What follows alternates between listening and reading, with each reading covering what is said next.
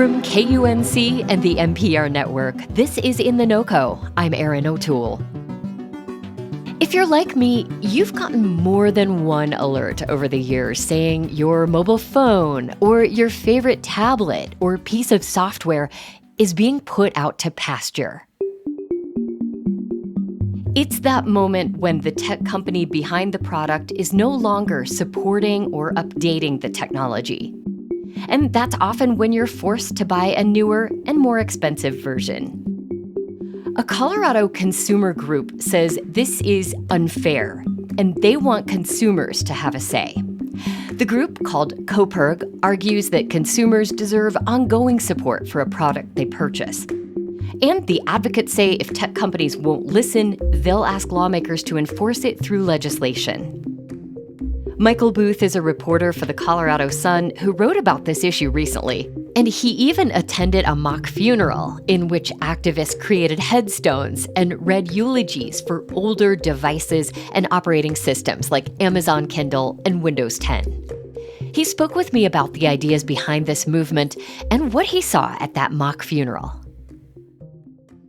It was in Governor's Park near the governor's mansion on 7th Avenue in Denver, and there were some tombstones laid out, as you mentioned, for everything from rest in peace Windows 10 to my favorite Kindle from a couple of years ago, all with the idea that one of the least favorite messages we get as consumers is the one that says, activity no longer supported or upgrade no longer supported, when you are sitting there holding a device that you think is perfectly good and you've gotten used to understanding and you have imprints on the buttons because you use it so often and you do not want to have to learn something new, but you might have.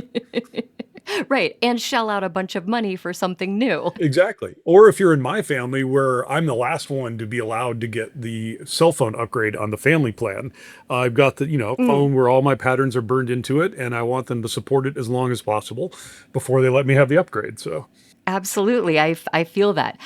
All kidding aside, though, what did the activists you interviewed tell you about the genuine impact that the loss of these obsolete systems had on their lives?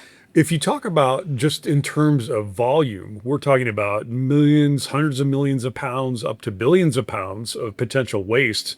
If you're not allowed to upgrade, if you're not allowed to stay connected to the internet, it's either going to go to a landfill or it's going to sit there like a doorstop in your house and your apartment, and nobody knows what to do with it. And the waste potential from that, because you're talking about heavy metals that are hard to recycle and a lot of plastics, is potentially enormous. In addition, just the frustration factor of not being able to continue using some perfectly good device that you feel like you were used to. And I read that a lot of the Google Chromebooks that are handed out to school kids became like expensive paperweights. Yes, and it's beyond just Google. There's other companies that make Chromebooks as part of this consortium. And the schools are very frustrated because, they don't have time to be full-time IT people and continue upgrading. They'd rather just have a device that continues to work. But that's one of the big offenders too. And you think about that, just the volume of those racks of Chromebooks being wheeled from classroom to classroom. Suddenly you pull the plug on those, and what do you do with all that potential waste? Well, COPIRG, or the Colorado Public Interest Research Group, is the consumer advocacy group behind this push. It says it wants tech companies to negotiate with consumer groups before they discontinue a Kindle or a Windows operating system. Michael, what would that negotiation look like? COPIRG is one of the prime recycling and reuse organizations in Colorado. And they're all about not just recycling, because recycling could be hard. There's some things that just simply can't be recycled. They want people to reuse things or limit their use of things. They are encouraging people to bring containers for takeout food to restaurants and reuse those. So the idea of this is that consumers can just keep using what they've got, and they want the companies to agree when they put something out in that fine print to say, we agree to support this device for X number of years, whatever is useful to the consumer. And then failing that, Colorado's been among a leader in the right to repair and right to reuse movement. And so they will then go to lawmakers if the companies aren't willing to play ball.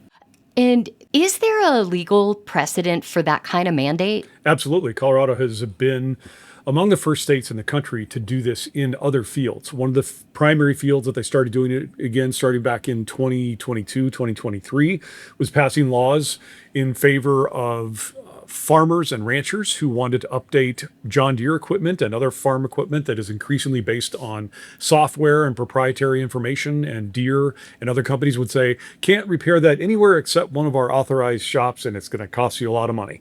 And so they got the legislature to get involved in that. There have been other right to repair movements in other technology fields, whether it's wheelchairs and people in the disabled community who want the right to repair their own things. So there's plenty of precedent for the government at least trying to bring some of its power to bear.